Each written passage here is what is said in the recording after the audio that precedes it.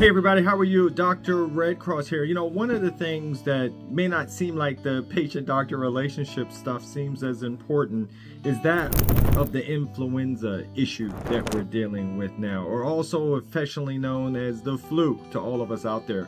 I just wanted to cut this quick video here because one of the things that's so important, especially during the cold and flu season, and for the flu that I'm talking about now, is that you have a good relationship with your doctor to talk to them quickly. The reason why I say that is that when you are dealing with the flu, it can really change quickly if you don't let your doctor know about some of your symptoms, specifically shortness of breath, fever. Those are things that we have to worry about. Why?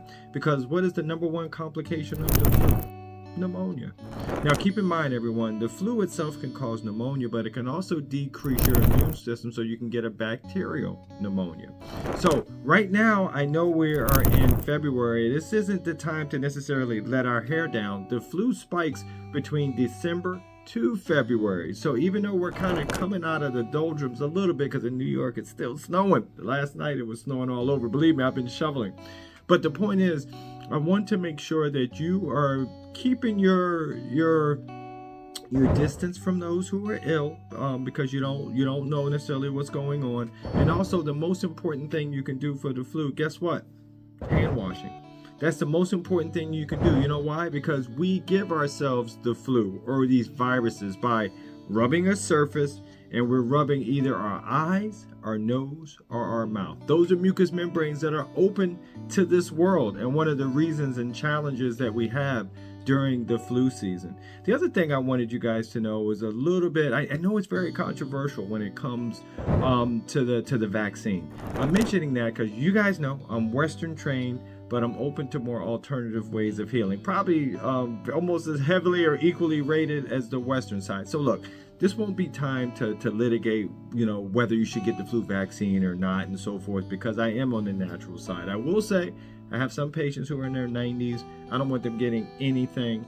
So it's a little bit of a different discussion. And then I have my young invincibles who are in their 30s, 20s that are going to be fine or not going to get it anyway. So once again, we're not litigating that. We just need to make sure that we're educated about the flu and when it peaks. When does it peak? I'm making sure you guys are listening.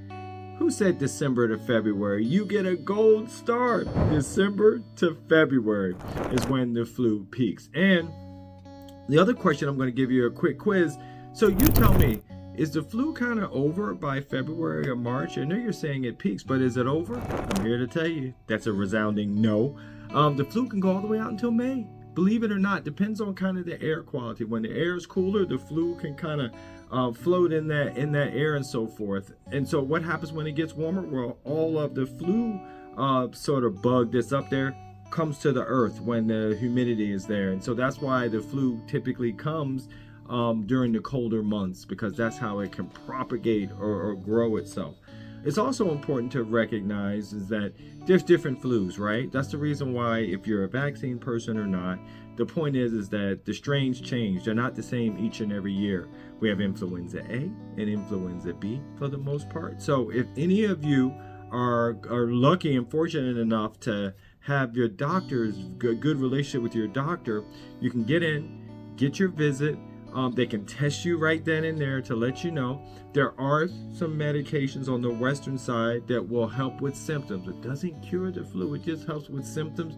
Honestly, I have some patients who are kind of like, Doc, the symptoms were worse than the flu. But the point is, once again, if you have an older person or someone who's immunocompromised, that means somebody whose immune system is not as strong because of other reasons, because of certain disease states or other things that are causing that issue. So let's recognize that the flu lasts. This is the last quiz, you guys.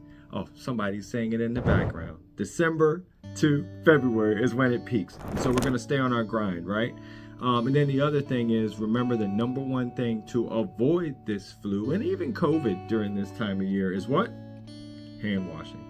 Hand washing is the best thing you can do. And then also remembering that food is medicine. And we'll talk nutrition another time. But once again, this is just an alert for you to remember to stay on your grind, because the flu is still here and still revving up a bit. All right, take care, everybody. I'm out. Hey, everybody, Dr. Ken Redcross here. If you don't know, I love the patient-doctor relationship. It is so important. So my question for you is, who wants to live longer? We all do, right? So therefore, I've written 2 books. This first book is called Bond.